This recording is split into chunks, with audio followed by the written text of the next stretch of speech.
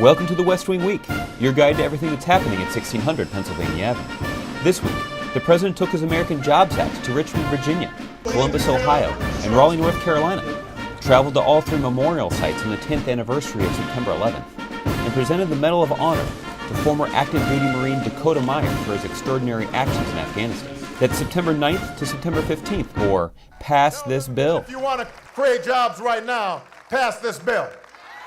If you want construction workers renovating schools like this one, pass this bill. If you want to put teachers back in the classroom, pass this bill. If you want tax cuts for middle-class families and small business owners, then what do? Pass this bill. On Friday, the President traveled to the University of Richmond to discuss the American Jobs Act, a set of ideas supported by both Democrats and Republicans that puts Americans back to work and more money in the pockets of working families. So I'm asking all of you to lift up your voices, not just here in Richmond. Anybody watching, listening, following online, I want you to call, I want you to email, I want you to tweet, I want you to fax, I want you to visit, I want you to Facebook, send a carrier pigeon. I want you to tell your congressperson the time for gridlock and games is over. The time for action is now. The time to create jobs is now. Pass this bill. Let's show the world once again why America is the greatest nation on earth. Back at the White House, Press Secretary Jay Carney hosted a post-briefing tweet-up in his office. Here, he met with and answered questions from @White House followers on Twitter. On Saturday, the President and First Lady marked the September 11th National Day of Service and Remembrance by visiting Section 60 of Arlington National Cemetery, which is reserved for service members killed in Iraq and Afghanistan. Later, the First Family participated in the service project at D.C. Central Kitchen. Central Kitchen here is feeding 5,000 families a day. 5,000 families a day. Meanwhile, in Shanksville, Pennsylvania, the Vice President and Dr. Joe Biden were joined by former Presidents Bush and Clinton as they dedicated the opening of the Flight 93 National Memorial. On Sunday, the 10th anniversary of 9/11, the President and First Lady laid wreaths and greeted family members of those killed in the 9/11 attacks at memorials in Lower Manhattan, Shanksville, Pennsylvania, and the Pentagon. He wrapped up the day by delivering remarks at a concert and prayer service at the Kennedy Center. 10 years ago, America confronted one of our darkest nights. And in the decades since, much has changed for Americans. We've known war and recession, passionate debates and political divides. We can never get back the lives that were lost on that day or the Americans who made the ultimate sacrifice in the wars that followed. It will be said that we kept the faith, that we took a painful blow, and we emerged stronger than before. On Monday, September 12th, the President stood with the Vice President and veterans, teachers, construction workers, small business owners, police officers, and firefighters who will benefit from the American Jobs Act to announce that he was sending the legislation to Congress. This is a bill that will put people back to work all across the country. This is the bill that will help our economy in a moment of national crisis. This is a bill that is based on ideas from both Democrats and Republicans. And this is the bill that Congress needs to pass. No games, no politics, no delays. I'm sending this bill to Congress today, and they ought to pass it immediately. Later, the President took the short walk across West Executive Avenue to the Eisenhower Executive Office Building, where he made a surprise visit to the White House-hosted Open for Questions event with Interactive One, a network of African-American websites. The President discussed the American Jobs Act and its specific impact on job growth in urban communities.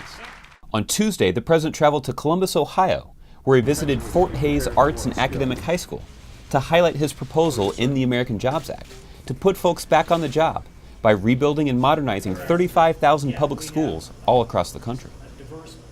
But here's the thing, there are schools all throughout Ohio that need this kind of renovation.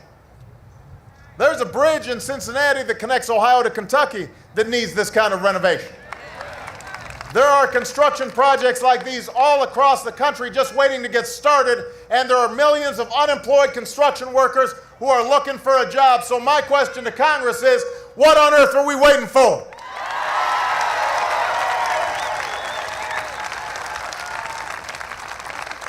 On Wednesday, the president traveled to North Carolina and toured the West Star Precision Facility in Apex, a small business that would benefit from the proposals included in the American Jobs Act, including a reduction in their payroll tax and a tax cut when they hire more workers or give them a raise. Later, the president spoke to a crowd of more than 9,000 people at North Carolina State University, re-emphasizing the need for Congress to get to work on passing this bill in order to put more people back to work and to put more money in the pockets of working Americans while not adding a single dime to the deficit. This isn't about me. This isn't about giving me a win. This isn't about giving Democrats or Republicans a win. It's not about positioning for the election. It's about giving the American people a win. That's what it's about. It's about giving small business owners and entrepreneurs a win. It's about giving students a win. It's about giving working families a win. It's about giving all of us a win. That evening, the President and First Lady attended the 34th Annual Congressional Hispanic Caucus Institute Awards Gala and kicked off Hispanic Heritage Month. We're at a critical time for our country. The fight we're having right now, the fight to put more Americans back to work, to make our country stronger in the long run, to prove that we can get something done here in Washington. This fight could not be more important for the people in this room, for the Latino community, and for millions of Americans who need help. On Thursday, the President led a Medal of Honor ceremony for Dakota Meyer, who is the third living serviceman and the first Marine to receive the Medal of Honor for actions in Iraq and Afghanistan. Ladies and gentlemen, the President of the United States and Mrs. Michelle Obama. Dakota, I realize the past 2 years have not been easy for you, retelling the story of that day and standing here today. You're a very modest young man, but as you've said, you do it for a simple reason, retelling the story, because it helps you to honor those who didn't come home and to remind your fellow Americans that our men and women in uniform are over there fighting every single day. To find out more information on any of these topics or to see complete videos of these events, go to whitehouse.gov. And thanks again for checking out your West Wing Week. Who belongs to this? Go on, take it. It's okay to take this? If you feel like it. I can get out of here? Jill, get in the back. Let's get out of here. Oh man, you guys make me feel bad. You know, once you get elected vice president, they don't allow you to drive anymore. They don't allow you to ride a bike anymore.